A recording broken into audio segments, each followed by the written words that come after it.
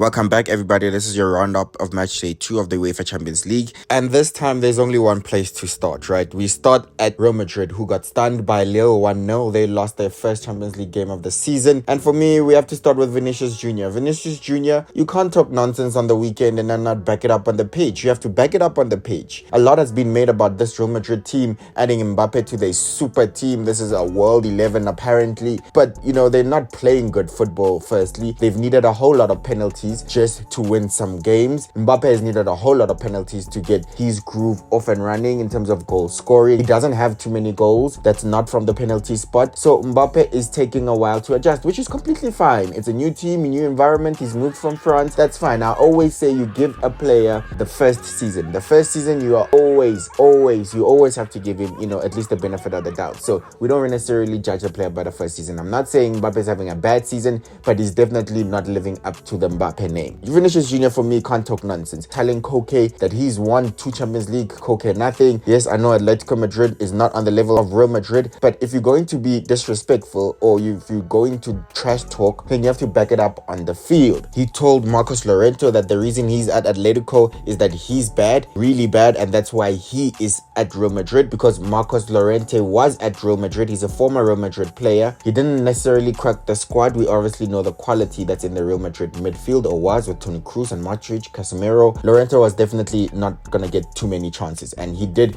a great move for me by going to Atletico, where now he plays regular football. But now Vinicius Jr. is talking nonsense, right? He's saying that the reason is that he's not good enough. So then go on the pitch and back it up, because then a lot is expected of you, young man. That's personally how I think, right? So I don't know what your opinion is, but if you're going to really talk nonsense, then you have to back it up on the pitch, and Vinicius Jr. is not doing that this season. Not really. He's had like a little bit of a slow start. He has to be consistent, and that's the problem with him, why people want him to win Ballon d'Or. I do not think he's the most consistent player in this world. I do not think he's the best player of last season. I think that was Rodri, and I think Rodri is the most consistent player that we have in football, and he proved it to us last season. He didn't lose a game, that man. So for me, I would personally say Rodri for Ballon d'Or, not Vinicius. But yeah, Real Madrid, they are not looking like Galacticos 2.0, but they're looking like PSG 2.0 when they had Mbappe, Messi, and Neymar, and Ramos, and they made all those signings with Ronaldo and Donnarumma, but they are not backing it up on the pitch. We know they didn't really get far, that old PSG, and maybe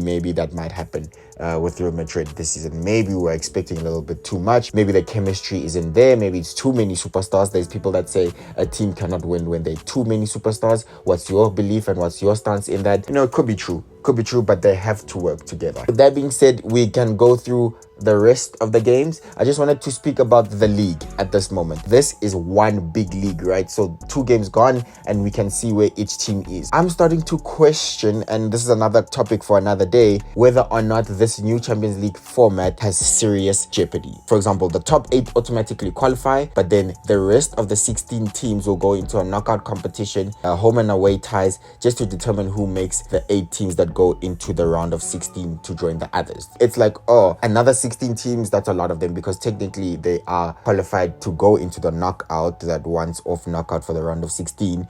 So is that like too bad where you finish now? I mean, you'd want to finish in the top 8 so you don't play more games. That's risking more injuries, maybe you have another important game during the league, so you don't want those extra 2 games. Is it really that bad if you finish between 9 and 24 and then you go into a knockout game? So for example, if you're a big team like Man City and then you play another team that's in there but that's not on the same level, then is it really too bad? So that's my question. Is there jeopardy, or are we looking at it from the perspective of, now it is risky, because the teams that are in those weird positions, it's not like they have a guaranteed 3 points every single game now, because they could be facing top teams, and not just teams, or not teams that are lowly ranked in the UEFA coefficients. So that is a good question to ask.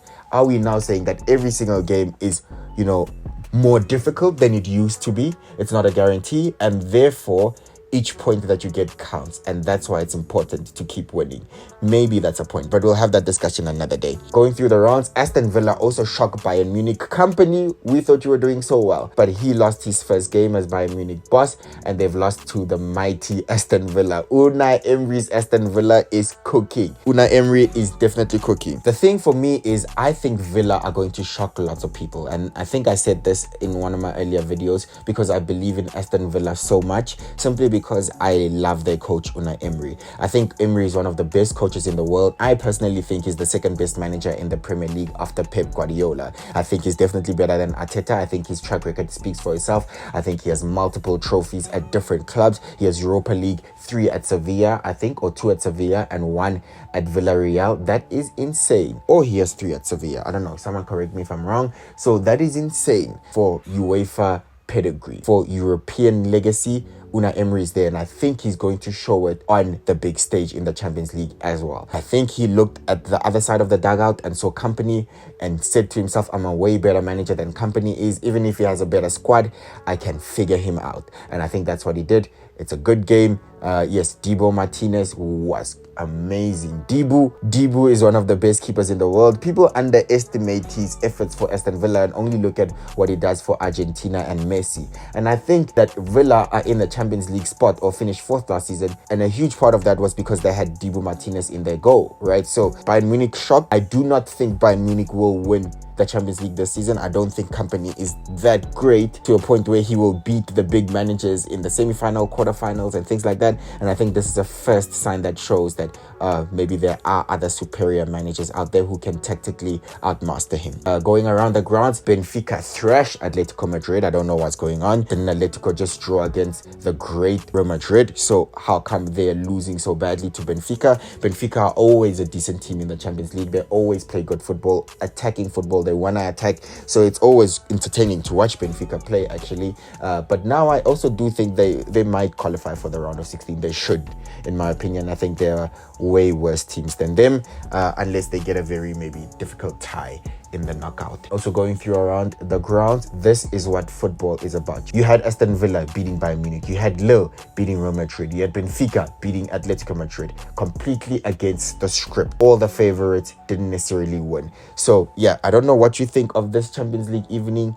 I think it's very surprising, but maybe it's showing that the new competitive Champions League is on another level and you can't take any game for granted. Juventus beat Leipzig. Leipzig have started this season of the Champions League a little bit bad. They've lost 2 games on the spin, but it was against really tough opposition, Atletico Madrid and Juventus. So that's maybe a worry for them early on. Juventus, perfect start. Liverpool, perfect start. We know they thrashed AC Milan last time out and they continue their good form. I should say though that Bologna played great football. I haven't necessarily watched them play any game really, but after I got a first look at their team, I just think that Thiago Motta probably left a great legacy and a blueprint for them to follow, and they played good football. They were unlucky not to score. Alisson was brilliant. They hit the post. So Bologna might be, you know, a little bit of a team to look out for in this Champions League. I don't think they're an easy team to play against, that's for sure. They keep the ball well. They want to play football, modern football, tiki-taka, and, you know, have possession of the game. Salah scored and got an assist. Salah is still racking up numbers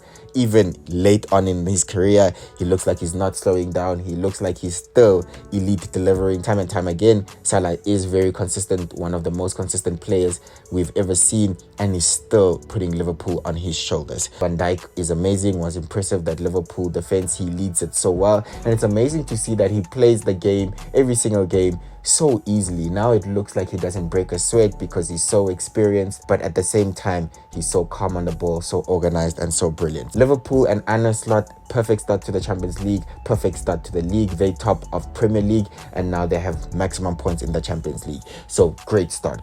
So with that being said, that's my video. That's the rest of your fixtures, and those are the rest of the results for match day 2, and this is how your table look. Which teams are looking more impressive, which teams look like they'll be okay and get the top 8 automatic qualifying spot, and which teams are in trouble now. Is this an early sign that some teams we might not expect them to perform how we would have thought they performed? That's my video. With that being said, please subscribe. I'll see you on the next one. Thank you for watching my video. Thank you so much to my new subscribers. Thank you so much to everyone that's supporting me by a like, by a comment, by a share. I really, really appreciate it. We'll see you on the next one.